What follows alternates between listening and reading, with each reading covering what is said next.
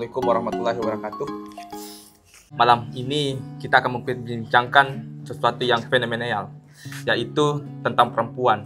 Dan saya sudah mendatangkan dua pemateri, yaitu Kanda Rahmatullah Usman dan teman kita Kak Hasbi Otoluwa, yang akan menguliti tentang perempuan dalam perspektif Barat. Artinya di sini ada dua pandangan yang akan kita lihat, bahwa bagaimana pandangan Barat tentang perempuan yang akan dijelaskan oleh Hasbi Otoluwa, dan bagaimana pandangan perempuan dalam perspektif Islam yang akan dijelaskan oleh Kakanda Rahmatullah Usman. Oleh karena itu, saya persilahkan dulu kepada Kak Hasbi, bagaimana sih tentang perempuan itu? Ya, baik.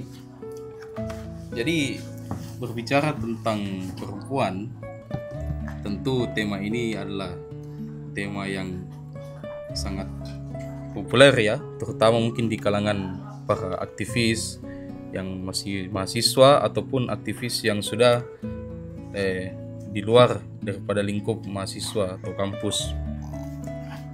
Nah, seringkali perdebatan tentang perempuan ini itu berbagai macam lini yang kemudian diperdebatkan.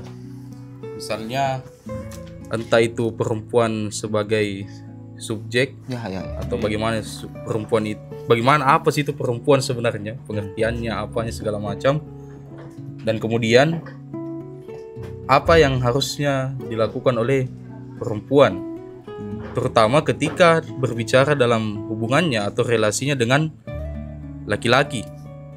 Maka di sini kalau tadi sesuai yang telah diantarkan sama host, disinilah kemudian dominan Barat memandang wacana tentang perempuan ini adalah persoalan bagaimana kontrasnya atau vis-a-vis dengan laki-laki atau dengan maskulin. Utamanya dalam kacamata peradaban Barat, seringkali perempuan itu dalam narasinya dipandang sebagai makhluk kelas 2. Perempuan seringkali dipandang berada di bawah dominasi laki-laki. Inilah yang kemudian banyak orang sebut istilahnya yaitu patriarki. Artinya perempuan tunduk di bawah dominasi laki-laki. Apa yang harus dilakukan, apa mau kemana perempuan itu, maka tergantung bagaimana arahnya si laki-laki.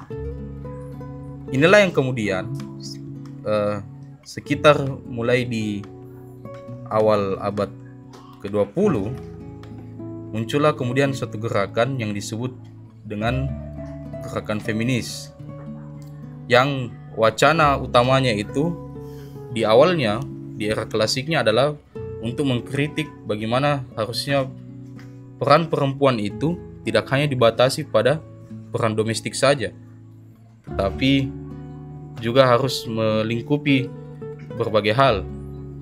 Artinya begini, kenapa demikian muncul wacana seperti itu di era awal feminis itu? Karena adanya pandangan bahwa segala macam bentuk pekerjaan, terutama stigmanya pekerjaan yang berat, itu hanya boleh dilakukan oleh laki-laki. Sementara perempuan sebatas ya istilahnya hanya domestik saja, misalnya pekerjaan rumah tangga yang boleh dilakukan perempuan, sementara urusan mencari nafkah itu dilakukan oleh laki-laki dominannya. Nah, seiring dengan cukup lamanya bertahan pandangan patriarki seperti ini, terutama dari masa-masa feodalisme, masih di mana negara-negara kebanyakan masih menganut sistem kerajaan, maka di saat banyak negara yang sudah bertransisi menjadi negara modern, mulailah muncul gerakan feminisme itu untuk menentang wacana seperti itu. Hingga selanjutnya sampai kemudian memasuki sebuah babak yang kalau dalam periodisasi pemikiran filsafat itu disebut dengan postmodernisme. Isu ini terus malah semakin masif bergulir. Tetapi bedanya adalah ketika feminis klasik atau yang dalam hal ini diwakili oleh pemikiran strukturalis itu mewacanakan tentang bagaimana perempuan terkungkung dalam hierarki. Namun post feminis yang kemudian muncul di era postmodernis itu mengkritik bahwa bukan hanya persoalan patriarki saja, atau persoalan hierarkis yang kemudian menjadi problem dari perempuan itu, melainkan berbagai aspek, misalnya budaya, sejarah, politik, dan kemudian apalagi yang banyak diperbincangkan yaitu agama. Nah, makanya kebanyakan feminis postmodernisme itu, kalau kita lihat secara genealogi akar pemikirannya, itu banyak berangkat dari pemikir-pemikir postmo juga. Semisal kita mengambil konsep teori kekuasaannya Foucault, bahwa sebagaimana orang yang sering katakan kekuasaan itu selalu berbicara tentang siapa yang menjadi penguasa, misalnya kayak presiden. Namun bagi Foucault, kekuasaan itu tidaklah demikian. Dia bersifat tersebar.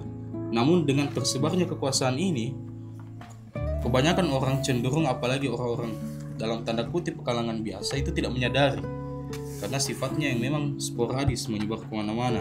Nah, itulah yang kemudian disebut, kalau kita sedikit mengambil istilah yang dicetuskan Gramsci, itu hegemoni.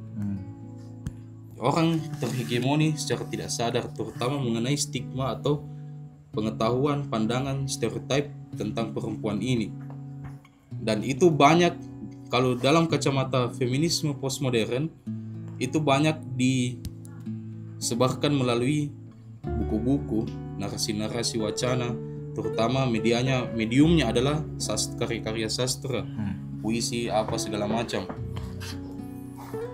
Salah satu tokoh feminis postmodern, dia mengatakan bahwa dia mengkritik lebih banyak di wilayah bagaimana karya sastra itu lebih cenderung menggaungkan maskulinitas. Makanya salah satu tawarannya yang menjadi alternatif adalah bagaimana membumikan atau mempopulerkan bahasa-bahasa sastra yang bersifat feminin.